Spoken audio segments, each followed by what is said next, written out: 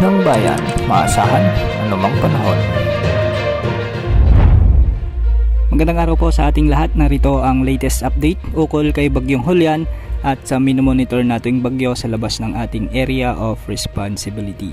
Sa ngayon nga ay lumakas pa bilang tropical storm si Bagyong Julian at ngayon ay huling namataan sa layong 465 kilometers silangan ng Apari, Cagayan. Taglay pa rin ang lakas ng hangin na umaabot sa 65 kilometers per hour malapit sa gitna at pagbugso namang umaabot sa 80 kilometers per hour. Kumikilos ito ngayon ng timog-timog silangan ng mabagal. Dahil nga dito nakatas na ang Tropical Cyclone Wind Signal number 1 sa bahagi ng Batanes, Cagayan, kasama na ang Babuyan Islands, ang northern at eastern portion ng Isabela, Apayao at Ilocos Norte.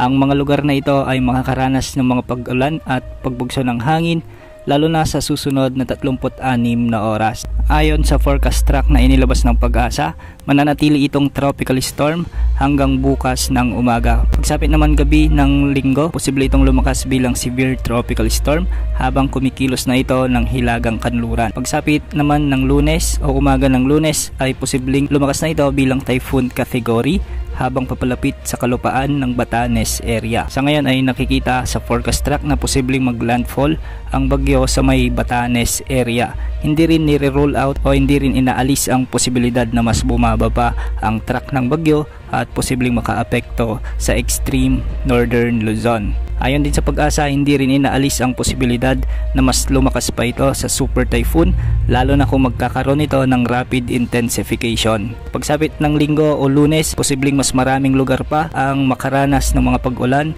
at posibleng magkaroon ng mga wind signals dahil sa paglapit o paglakas ng bagyo.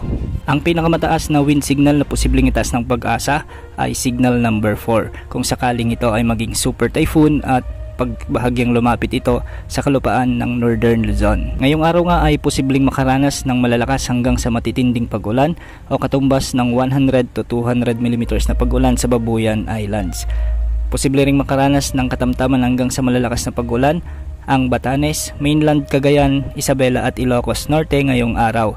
Samantalang bukas, posible ring makaranas ang Cagayan at Ilocos Norte ng malalakas at matitinding pag-ulan o katumbas pa rin ng 100 to 200 mm na pag-ulan. Bukas, posible ring makaranas ng moderate to heavy o 50 to 100 mm na pag-ulan sa bahagi ng Isabela, Batanes, Apayao, Abra, Ilocos Sur, La Union at Benguet. Ang mga lugar na nabanggit ay posibleng makaranas ng mga biglaang pagbaha o pagguho ng lupa lalo na kung may mga malalakas na pag-ulan. Pagsapit naman ng Lunes, posibleng makaranas ang Babuyan Island habang lumalapit ang bagyo ng mahigit 200 mm na pag-ulan o katumbas ng intense to torrential rains sa may Babuyan Islands.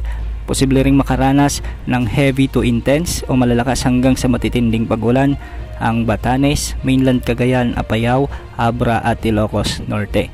Samantalang sa Lunes pa rin, makakaranas ng moderate to heavy o 50 to 100 mm na pag-ulan ang Isabela, ang nalalabing bahagi ng Ilocos Region, ang Cordillera Administrative Region. Sa ngayon ay pinapayuhan na ang lahat na umantabay at makinig sa anumang updates ukol sa bagyong si Julian. Samantala, isa pang tropical storm ang namataan ng Pag-asa sa layong 2,225 kilometers silangan ng extreme northern Luzon. Ito si Tropical Storm JB na may lakas na 75 kilometers malapit sa gitna at pagbugsong umaabot sa 90 kilometers per hour. Kumikilos ito ng kanluran, hilagang kanluran sa bilis na 25 kilometers per hour. Sa ngayon hindi naman ito nakikitang papasok sa ating area of responsibility o magkakaroon ng direktang epekto sa anumang bahagi ng ating bansa. Yan ang update sa lagay ng panahon. Ito pong weather update ng bayan, maasahan anumang panahon.